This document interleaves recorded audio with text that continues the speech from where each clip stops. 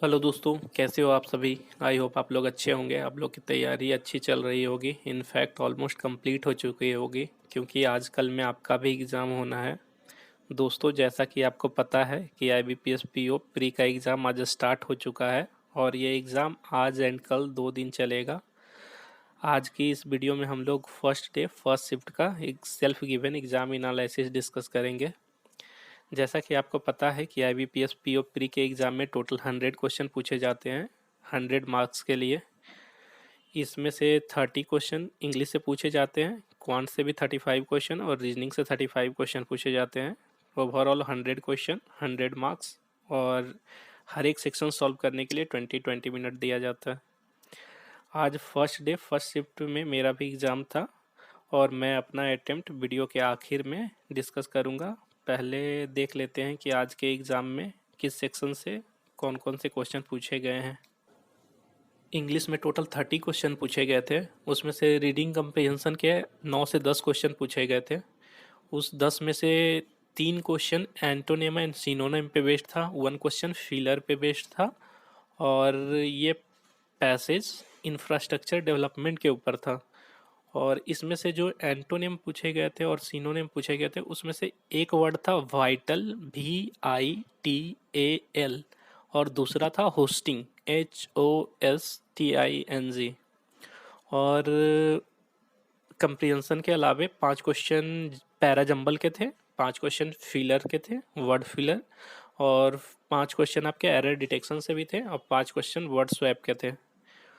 और इंग्लिश के सेक्शन को बोला जाए तो इंग्लिश का सेक्शन बहुत ज़्यादा डिफ़िकल्ट नहीं था, फिर भी आप इजी टू मॉडरेट बोल सकते हैं इस सेक्शन को।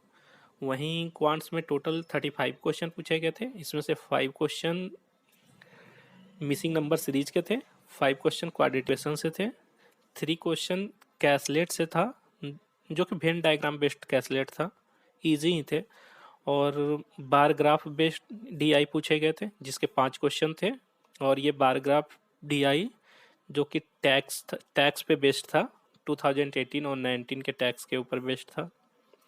और दूसरा DI था टेबुलर DI, जिससे 5 क्वेश्चन पूछे गए थे। ये ब्लॉक ए ब्लॉक बी के regular voter, registered voter and valid voter के ऊपर बेस्ड था। ये DI थोड़ा कैलकुलेटिव था, ये थोड़ा लेंदी लग रहा था, कैलकुलेशन करने में टाइम ज़्यादा लग रहा था। और बाकी के बचे हुए 12 क्वेश्चन एरिथमेटिक सेक्शन के थे, जिसमें से एक क्वेश्चन CI से था, एक क्वेश्चन SI से था, और एक क्वेश्चन प्रॉफिट एंड लॉस से भी था, एक क्वेश्चन आपके मिक्सचर एंड एलिगेशन के भी थे, एक क्वेश्चन आपके एजेस से थे, और एक क्वेश्चन मेंसुरेशंस के भी थे। और बाकी क्वेश्चन मैंने अच्छा से ध्यान नहीं दिया, क्योंकि मेरे पास ज़्यादा टाइम नहीं बचा था क्वांट सेक्शन के लिए।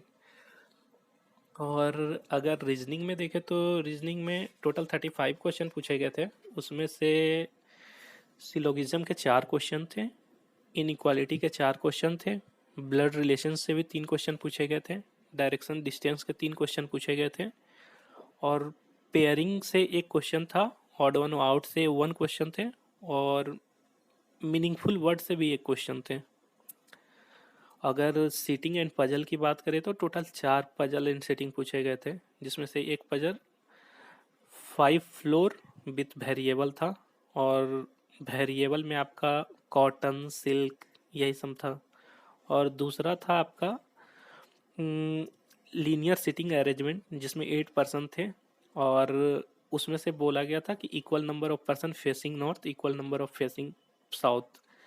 और तीसरा पजल था आपका सर्कुलर सिटिंग अरेंजमेंट, जिसमें 6 पर्सन बैठे हुए थे, ऑल पर्सन फेसिंग इनसाइड थे, और इसके साथ एक वेरिएबल दिया गया था जो कि नंबर ऑफ फ्लावर था।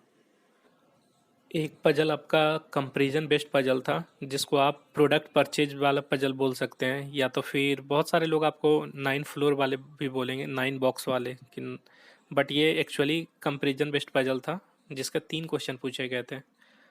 और टोटल पजल एंड सेटिंग के सेक्शन से 18 क्वेश्चन पूछे गए थे, और बाकी मिसलेनियस के आपके बाकी के रिमेनिंग क्वेश्चन सारे मिसलेनियस से थे। दोस्तों, अब अगर अटेम्प्ट की बात करूँ तो मैंने टोटल 68 अटेम्प्ट किए हैं, और जितना मैं सोच के गया था उससे कम है। मैंने 75 के अप्रॉक्स सोच के गया था, एक्चुअली मैंने इंग्लिश में मैं 30 कर सकता था, बट मैंने एक्यूरेसी के लिए ओनली 20 ही किए हैं, और क्वांट्स में मैंने टोटल 21 किए हैं। क्वांट्स में एक डीआई थोड़ा ज़्यादा ही कैलकुलेटिव था, इसके वजह से मुझे अरिथमेटिक करने के लिए ज़्यादा टाइम नहीं मिला, और उसमें टाइम एक डी जो सेकंड टैबुलर डीआई था वो वाला थोड़ा ज़्यादा कैलकुलेटिव था, उसमें से मैंने केवल 3 ही क्वेश्चन कर पाए, बाकी के 2 क्वेश्चन भी छूट गए थे। और रीजनिंग में मैंने टोटल 27 क्वेश्चन किए थे और टोटल 68।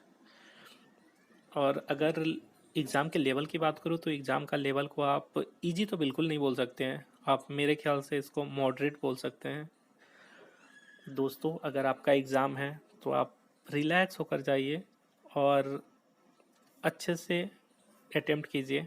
जो क्वेश्चन में आप अटक रहे हैं, जो वन शॉट में नहीं हो रहा है, उसको आप ईगो पे मत लीजिए, दूसरे क्वेश्चन पे स्विच कीजिए। डेफिनेटली आपका एग्ज़ाम अच्छा जाएगा। और आप लोग में से जिनका भी एग्ज़ाम हो चुका है वो अपना अटेम्प्ट कमेंट बॉक्स में ज़रूर शेयर कीजिएगा। Thank you, have a nice day. मिलते हैं अगली वीडियो में।